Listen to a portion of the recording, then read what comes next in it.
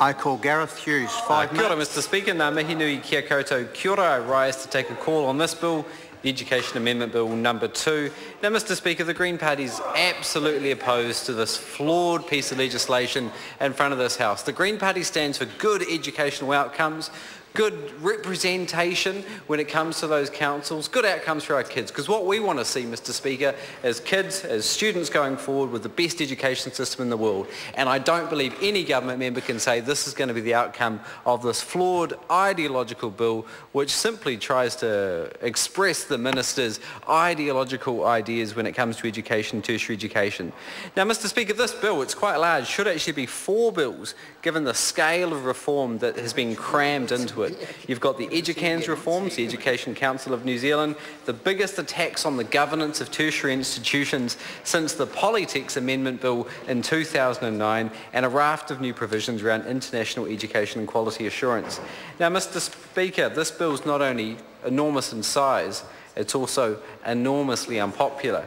You know, you heard from Catherine, who spoke about the Educans part of the bill, how the Science and Education Select Committee saw 1,032 written submissions. Of these, 1,032 were opposed. Only five actually supported the bill.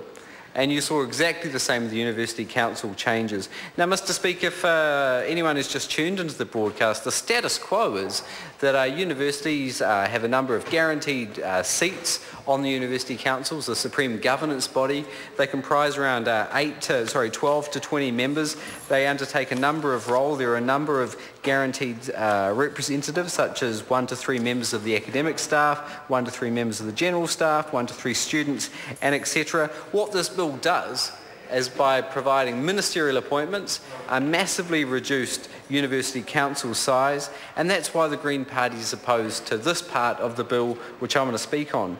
What we see is further tangible evidence of the minister's invasive meddling in our university sector. This is a minister who used to talk about nanny state, but he's quite happy to take a nanny state approach to our universities, from determining who's on the council, how many people will be there, what will happen with the student levies. A minister who's got a hands-on approach invading our independent universities. We see the removal of representation of the most significant university stakeholder. That's students.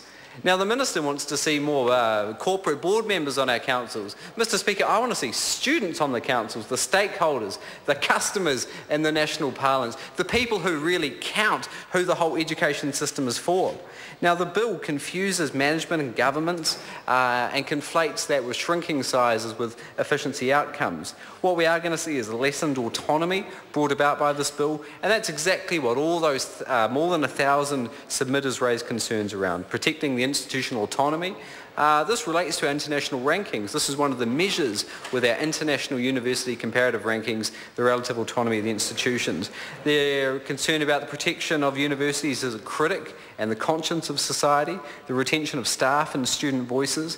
But the fact is, this is a bill with absolutely no evidence, no solid evidence. Mr Speaker, you only have to look at page 1, literally page 1 of the regulatory impact assessment, which talks about the significant risks with proceeding, that students and staff may feel particularly disenfranchised, that the costs may erode the benefits. This is just on page 1, Mr Speaker, of the regulatory impact assessment.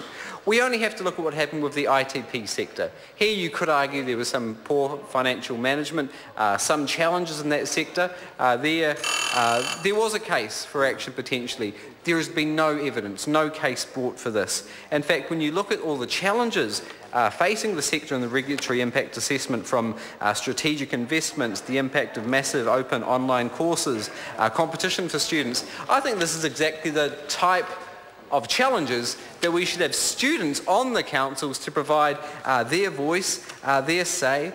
And what this bill simply is doing is providing a ministerial overview, more invasive meddling in our university sector, just like the levy. But when you look at the Minister's track record, Mr Speaker, we see of the appointments Minister Joyce has made, only 5 out of 30 have been women, only 1 out of 30 have been Māori, none out of 30 appointments have been Pacifica, and 2/3 have been CEOs or company directors. What we see is more corporate takeover of our university sector. I want to stand up for a student's voice, a staff voice, and good educational outcomes, Mr Speaker.